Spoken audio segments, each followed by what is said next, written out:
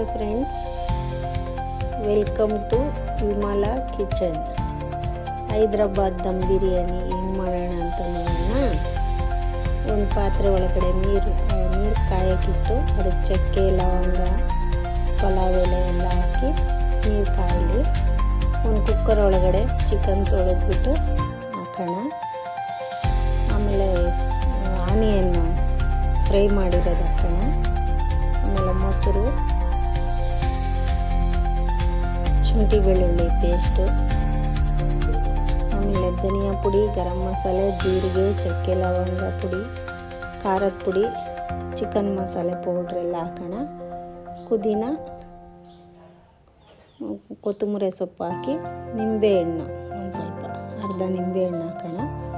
ಕಸ್ತೂರಿ ಮೇಥಿ ಒಂದು ಸ್ವಲ್ಪ ಹಾಕೋಣ. ಆಮೇಲೆ ಈ ಆನಿಯನ್ ಕರಗಿಸಿರ್ತೀವಲ್ಲ ಅದೇ ಎಣ್ಣೆನೇ ಒಂದು ಸ್ವಲ್ಪ ಎಣ್ಣೆ ಹಾಕ್ಕೊಳ್ಳೋಣ. ಉಪ್ಪು ಹಾಕ್ಕೊಳ್ಳೋಣ, ರುಚಿಗೆ ಎಷ್ಟು ಬೇಕೋ ಅಷ್ಟು.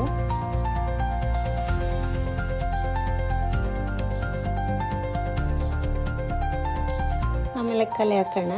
ಎಲ್ಲ ಒಂದು ಅರ್ಧ ಗಂಟೆ ಹಂಗೆ ಇಟ್ಬಿಡೋಣ, ಅದು ಚೆನ್ನಾಗಿ ಇದಾಗೋದು, ನೆನ್ಕೊಳುತ್ತೆ.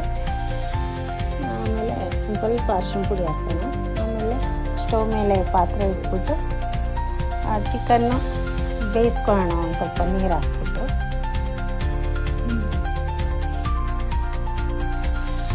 ಆಮೇಲೆ ನೀರು ಕಾದಿದೆ, ಅಕ್ಕಿ ಅರ್ಧ ಗಂಟೆ ನೆನೆ ಹಾಕಿದ್ದೆ. ಅಕ್ಕಿ ಹಾಕ್ಕೊಳ್ಳೋಣ ಇವಾಗ.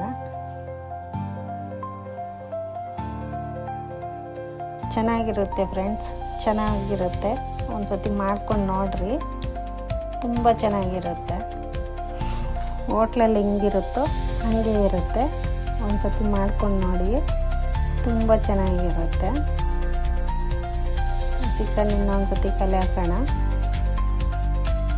ಒಂದು ಸ್ವಲ್ಪ ನೀರೆಲ್ಲ ಮುರಿಬಿಡ್ಬೇಕು ಚಿಕನ್ ಒಳಗಡೆ. ಅಕ್ಕಿ ಒಂದು ಮುಕ್ಕಾಲು ಭಾಗ ಬೇಯಬೇಕು, ಬೆಂದಿದೆ. ನೀರೆಲ್ಲ ಬಗ್ಗಿಸ್ಕೊಂಬಿಡೋಣ.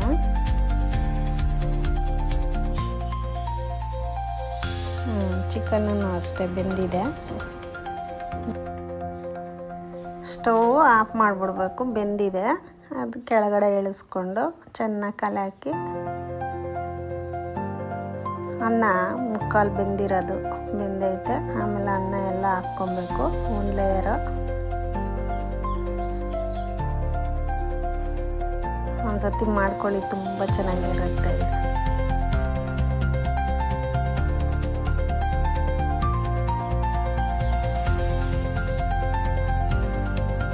ಕೊತ್ತಂಬರಿ ಸೊಪ್ಪು, ಪುದೀನ ಒಂದು ಸ್ವಲ್ಪ ಹಾಕ್ಕೊಬೇಕು. ಆನಿಯನ್ ಫ್ರೈ ಆಗಿರೋದು ಅದು ಒಂದು ಸ್ವಲ್ಪ ಹಾಕ್ಕೊಬೇಕು. ಆಮೇಲೆ ಒಂದು ಸ್ವಲ್ಪ ತುಪ್ಪ ಹಾಕ್ಕೊಬೇಕು. ಆಮೇಲೆ ಉಳಿದಿರೋ ಅನ್ನ ಎಲ್ಲ ಹಾಕ್ಕೊಂಡು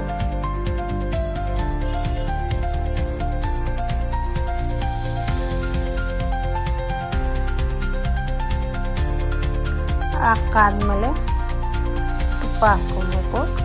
ಒಂದು ಸ್ವಲ್ಪ ತುಪ್ಪ ಜಾಸ್ತಿ ಹಾಕಿದ್ರೆ ಟೇಸ್ಟ್ ಚೆನ್ನಾಗಿರುತ್ತೆ. ಪುದೀನ, ಕೊತ್ತಂಬರಿ ಸೊಪ್ಪು ಹಾಕ್ಕೊಬೇಕು. ಆಮೇಲೆ ಫುಡ್ ಕಲರ್ ಹಾಕ್ಕೊಬೇಕು. ಆಮೇಲೆ ಆನಿಯನ್ ಎಲ್ಲ ಹಾಕ್ಕೊಂಬಿಟ್ಟು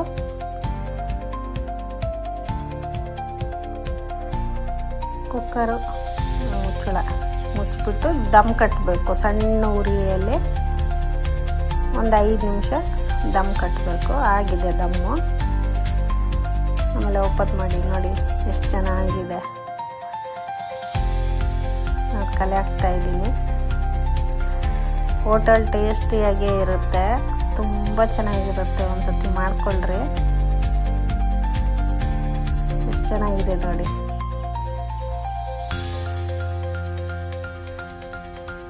ಹಾಯ್ ಫ್ರೆಂಡ್ಸ್, ಈ ವಿಡಿಯೋ ನಿಮಗೆ ಇಷ್ಟ ಆಗಿದ್ದರೆ ಲೈಕ್ ಮಾಡಿರಿ, ಶೇರ್ ಮಾಡಿರಿ.